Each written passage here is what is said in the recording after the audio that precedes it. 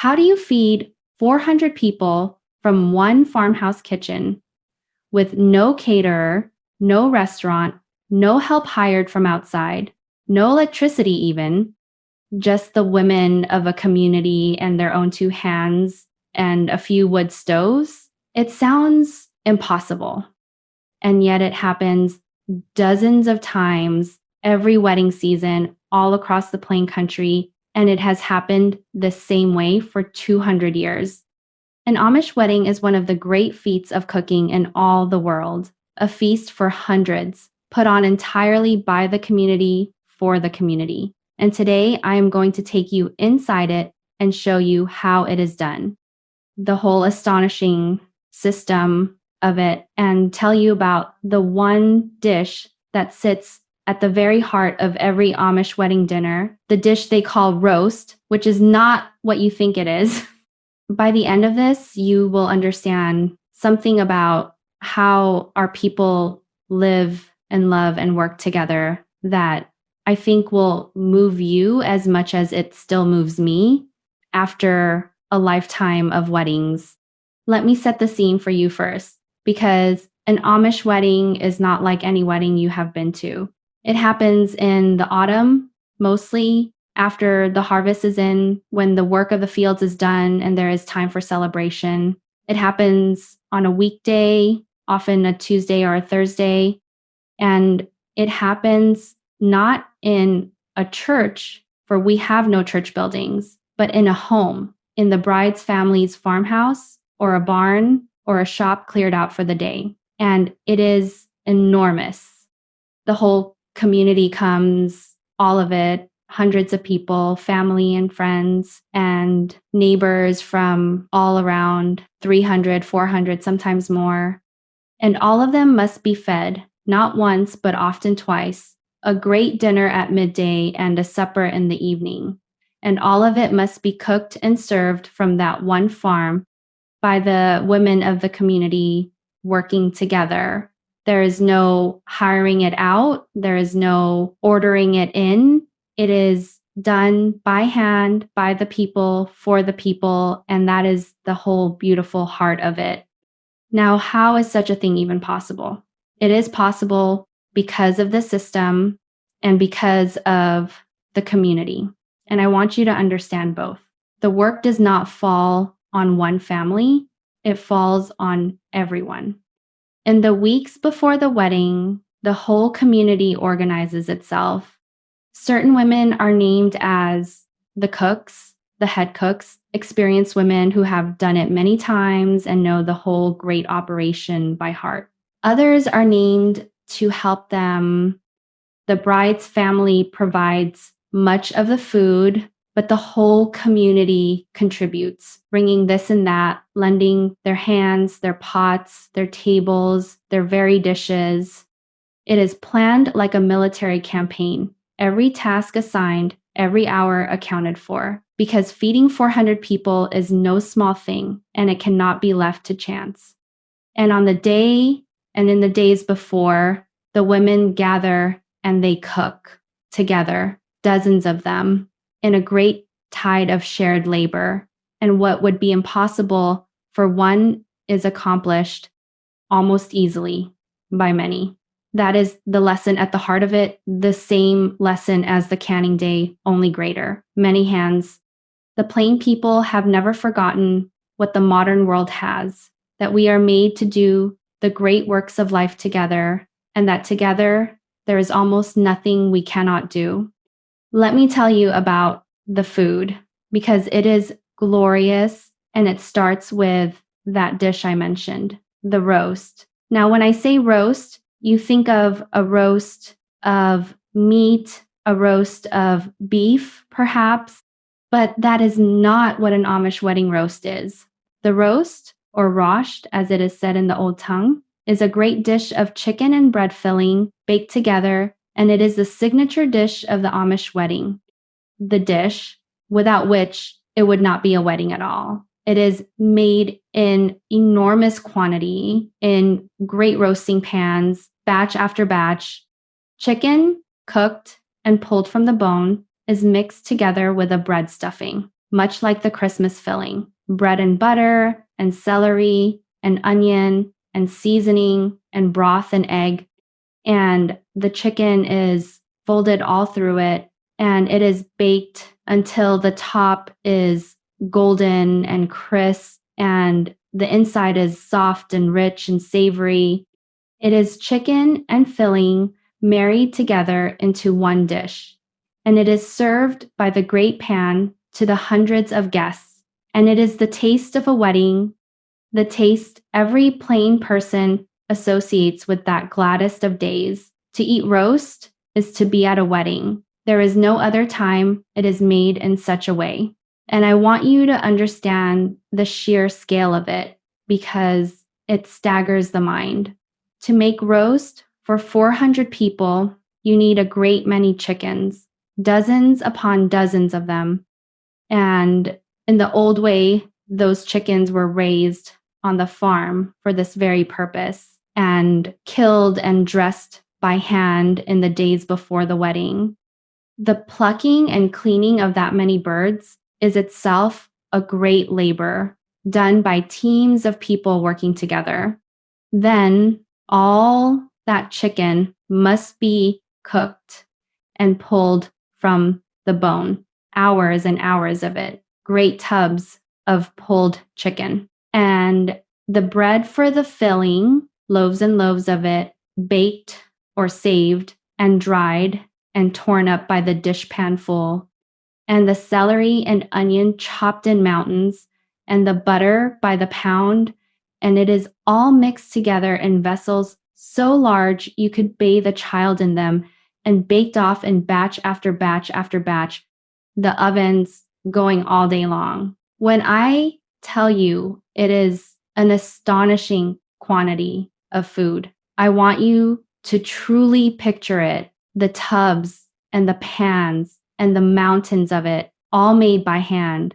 And you will begin to understand what a feat of cooking an Amish wedding truly is, and how it could never be done by one family alone, only by a whole community giving its hands and its days. And around the roast, the whole wedding feast is arranged, and it is a feast indeed. There are the mashed potatoes made in quantities you cannot imagine, bushels and bushels of potatoes peeled by hand by teams of women and boiled in great pots and mashed with butter and milk and served with gravy.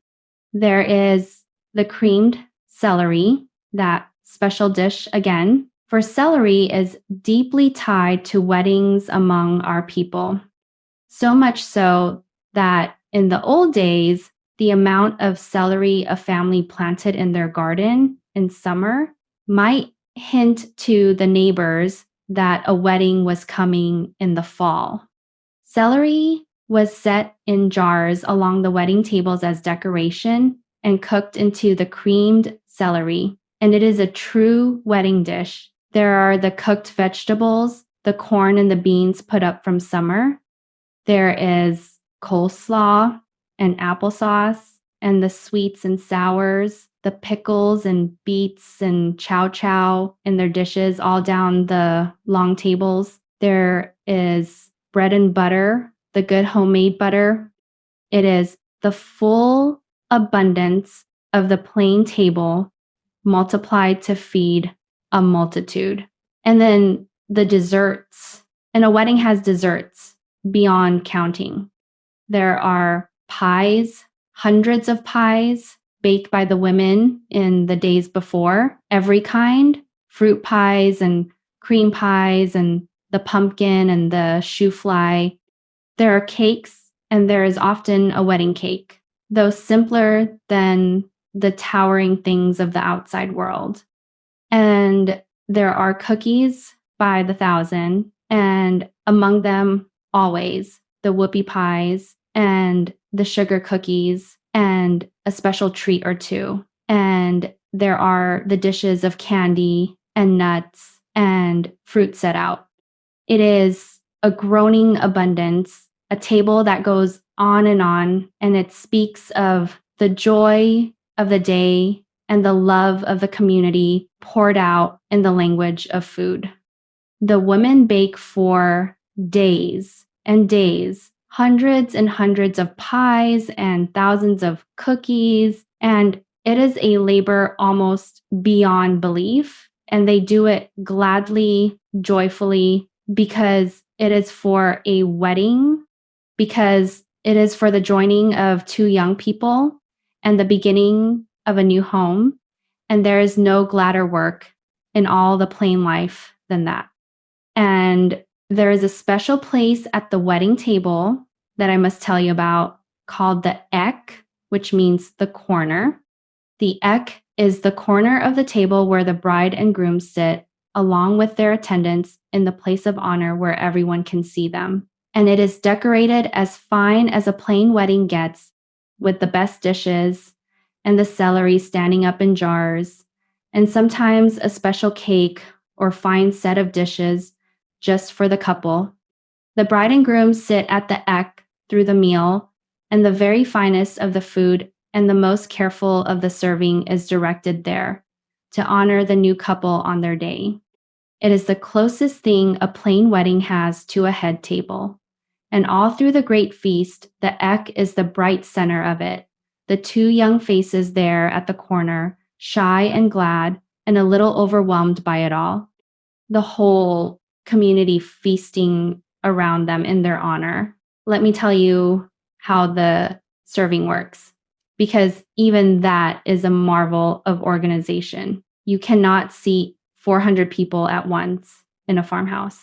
And so it is done in seatings, in shifts. The tables are set, and a first great crowd is seated and served and fed. And then those tables are cleared and washed and set fresh, and another crowd comes and is fed. And so on through the day, seating after seating, until everyone has eaten. And the serving is done by the young unmarried folk, the teenagers, who carry the great pans and pour the drinks and clear the plates, moving in an organized tide through the whole long day, so that the older women can stay at the cooking and the guests can be served. Everyone has a role, everyone works. The whole community is one great machine of hospitality for that day. Every person from the smallest server to the head cook doing their part, and it flows, it works.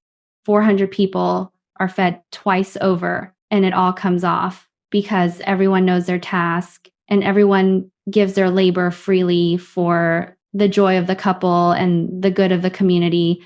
Now, I want to tell you what all of this means, because it is so much more than a big meal. When a young couple marries in the plain world, the entire community rises up to celebrate them, to feed them and everyone they love, to pour out days and days of labor freely as a gift. Nobody is paid. Nobody sends a bill. The women who cook for days, the young folk who serve, the neighbors who lend their pots and tables and hands, all of it is given freely as a gift of love to launch this new marriage on a tide of community goodwill. And in doing so, the community says something to that young couple, something profound. It says, "You are not alone. You are held. This whole community that has fed your wedding will be here for you always, in every joy and every trouble, all your life long. When your barn burns, we will rebuild it. When you are sick, we will bring you food. When your children come, we will rejoice with you. You are marrying not just each other, but into this whole web of love and mutual care that will hold you up forever." That is what an Amish wedding feast really is. It is a community wrapping its arms around two young people and promising them they will never face life alone. And there is no gift, no catered hall, no expensive celebration in all the outside world that can give a young couple anything half so precious as that. And I wish I could carry you into the feeling of a wedding day, the sound and the smell and the sight of it, for it is like nothing else. The whole farm given over to it, the barns and shops cleared and filled with long tables, the benches carried in by the wagon load. For the plain people have benches that travel from wedding to wedding and gathering to gathering all through the district. The smell of the roast, baking in 100 pans, and the coffee and the pies, the hum of hundreds of voices, the plain dark clothing of the crowd, the young folk hurrying with their trays, the old folk seated and content, the singing, for there is singing at a plain wedding, the slow old hymns rising up from hundreds of voices at once. And at the center of it all, the two young people, just beginning their life together, held in the great warm hands of the whole community. It is a day of deep, quiet, overflowing joy, and the food is the very heart of how that joy is made and shared. I have been to more weddings than I can count in my long life, and cooked at many of them, stood among the women in the great tide of that labor, peeling the potatoes and stirring the roast and baking the pies through the long days before. And I will tell you, tired as we were, aching as our feet and backs were by the end, there was a joy in it that I cannot fully put into words. The joy of working together for something good. The joy of being part of a community that shows its love this way, with its hands, with its labor, with its willingness to give days of hard work for the happiness of two young people, most of whom we had watched grow up from babies. To cook at a wedding is to be woven into the very fabric of the community, into the long chain of care that binds us all together, that fed the weddings of our own parents and grandparents and will feed the weddings of our children and grandchildren long after we are gone. It is a beautiful thing to be part of. It is one of the most beautiful things I know. So while you will likely never cook for 400, there is something here for you, for your life, wherever you are. It is this: when someone you love marries, or when any great joy or great trouble comes to someone in your circle, show up. Show up with your hands and your labor and your food. Do not send a check and stay home. Come and cook and serve and work and give of yourself, because that giving of yourself is worth more than any money. And it is the thing that builds the bonds that hold a community, a family, a life together. The plain people know this in their bones, and they live it at every wedding. And it is perhaps the greatest thing they have to teach the lonely, hurried, disconnected modern world. We are made to care for one another with our own two hands. We are made to show up. That is what a wedding feast for 400, cooked by the community for the community, says at the top of its voice. Show up for each other, feed each other, hold each other up. There is no better way to live. If you would like the recipes from the wedding table, the roast, and the creamed celery, and the pies, and every other recipe I know, they are gathered together in my kitchen field book, waiting for you just below this video. 100 recipes from Lancaster County going all the way back to 1720, written down the way I would tell them to you if you were sitting right here at my table. And if you are new to my kitchen, come and sit with me a while. I share these old ways every few days, the food that has fed plain families and plain celebrations for 200 years and more. Subscribe, and we will cook the whole life of a community together. Its weddings and its feasts and its ordinary days. There is always room at my table for one more. Until next time, God bless your hands, God bless your kitchen, and God bless every soul who gathers at your table.